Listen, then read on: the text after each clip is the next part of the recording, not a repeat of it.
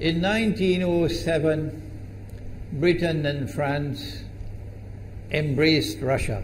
They used honey, in a triple alliance, Britain, France and Russia. And the honey that they used to trap Russia was that if we win the war that's coming with the Ottoman Empire, you will get Constantinople, which is what Russia wants. But they promised Russia one thing through the front door, and they took it back through the back door, like what they did to the Arabs.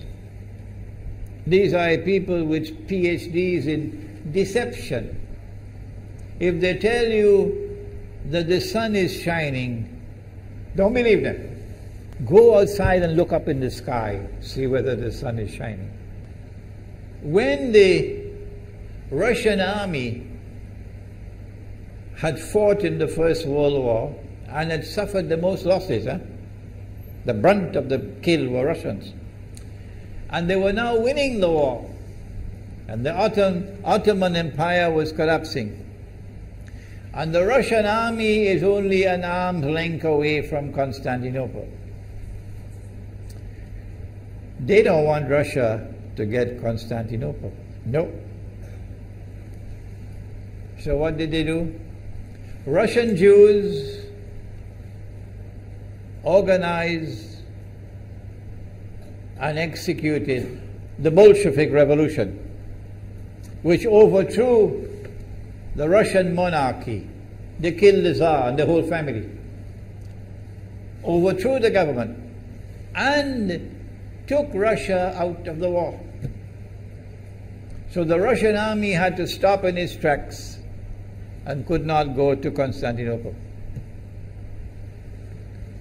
In other words, the Russian Jews stabbed Russia in the back. They did more than that. They brought communism. Communism is not Russian. These dum-dums don't understand that. Communism was created to destroy Russia. Why don't these dum-dums understand it? Communism is not Russian. Communism was created to destroy Russia, to destroy the Russian Orthodox Church. So they brought communism in the Soviet Union. And for the next 60, 70 years, this Zionist-created entity called the Soviet Union waged war on religion, waged war on the Russian Orthodox Church, killed the priests, closed down the monasteries and churches and so on. 60, 70 years. And then, when the appropriate time came and Israel came into being, it is this same Soviet Union which opened the doors for millions of Russian Jews to now migrate to Israel. If you go to Israel today, you might believe you're in Russia. So many people speaking Russian. These are the Russian Jews. And then the Soviet Union, 6 years after Israel came into being, did something strange and mysterious. Crimea is Russian territory. Crimea is a part of Russia. The Soviet Union decided to give Crimea as a gift to Ukraine. Why did they do that? The historians don't tell you. So let Imran tell you. They gave Crimea to Ukraine in order to stab Russia in the back one more time. Because if Russia loses Crimea, it will enhance Israel's security. The Russian Navy is based in Crimea, and there's a straight line from Crimea to Constantinople. To get out of the Black Sea and to get into the Mediterranean Sea, you got to pass through the Bosphorus. And the city of Constantinople is located right there on the Bosphorus. So they gave Crimea as a gift to Ukraine. They never bothered to consult the people of Crimea and get their consent. No. They never bothered to seek the permission of the Russian people. No. But Washington doesn't want to hear that. The foolish man who now sits in the White House of the United States, the foolish man who would like to pretend that he's a man of wisdom, he doesn't want to hear. But what are the rights of the Russian people? Were they not violated? Do they not have the right to correct Iran and recover the territory which was unjustly taken away from them on Israel's behalf? Obama doesn't want to hear that. It's inconvenient for them. But in this masjid, we will expose whether it's convenient to you or not. They did more than that. Not only did they give Crimea to Ukraine, but earlier on they gave eastern Ukraine. Eastern, part of the now eastern Ukraine was Russian. It was Russian. And the Soviet Union gave it as a gift to Ukraine. Why is it being given to Ukraine? Answer is that when the proper moment comes, the same people who brought the Soviet Union into being now have a method by which they can cause it to collapse. The method that they're using now in Venezuela, popular demonstrations, they did it in Egypt, they did it in Tunisia, they are masters of that.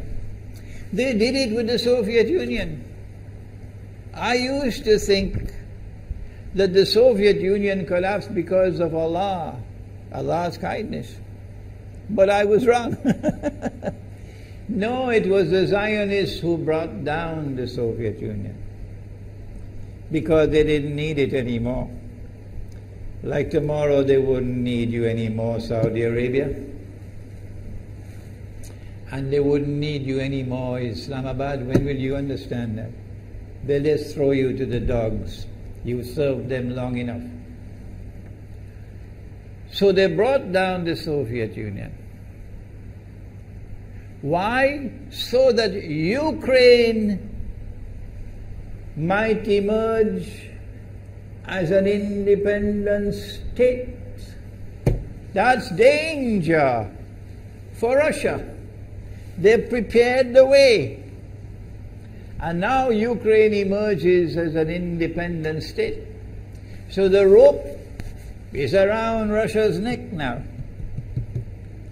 And from that day, when the Soviet Union collapsed, until yesterday, the relationship between Russia and Ukraine was always problematic. But the people of Ukraine still had the good sense and wisdom to appoint a government that was pro-Russian. The Zionists decided it's time for us to use our, the street demonstrations. And last October, November, December, the world witnessed Caracas all over again. And eventually, the Zionists got what they wanted. You have the money, and you can send in your special people, snipers who will kill, and so on, throw petrol bombs and so on. And eventually they got what they wanted. They created enough havoc.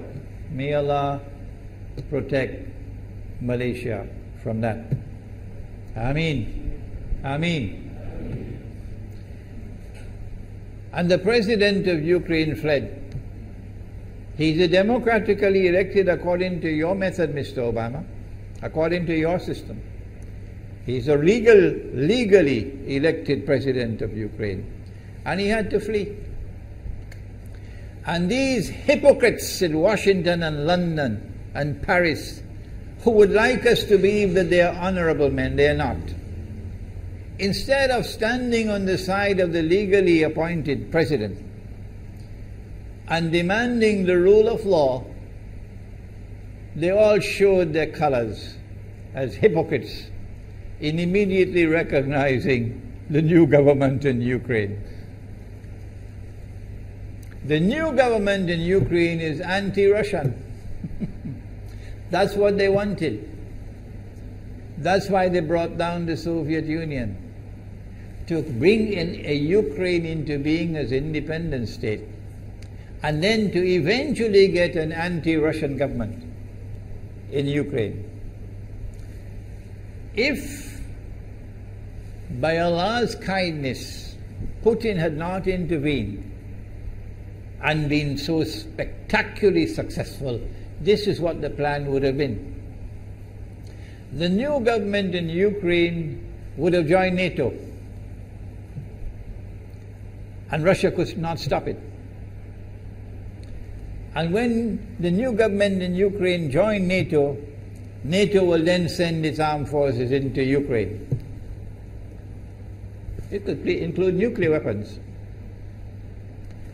Then Ukraine will pick a fight with Russia and decide that Russia must now vacate Crimea. Shut down your naval base. The rope is now tightened around your neck. Russia has to put its tail between its legs and withdraw its fleet, Black Sea Fleet, from Crimea. Russia is no longer a naval power. Crick crack, you finish. And Israel will celebrate. That was the master plan. But Allah planned, and Allah's plan was successful. And it is time for the Muslim world to recognize and to see, I cannot influence governments, so what can I do? Don't bother, you waste your time with governments. But the people can understand that this was Allah's plan. They planned, the enemy planned for so long, and at the last moment Allah intervened. And Putin was able to get the people of Crimea to vote in a referendum. And they voted 90-something% in favor of returning to Russia. They were a part of Russia, and they want to return to Russia. So Putin was successful in delivering to the Zionist movement the first defeat it has ever suffered, significant defeat, in the more than 100 years since the Zionist movement was established. If that is not a sign from Allah, it's time for you to wake up.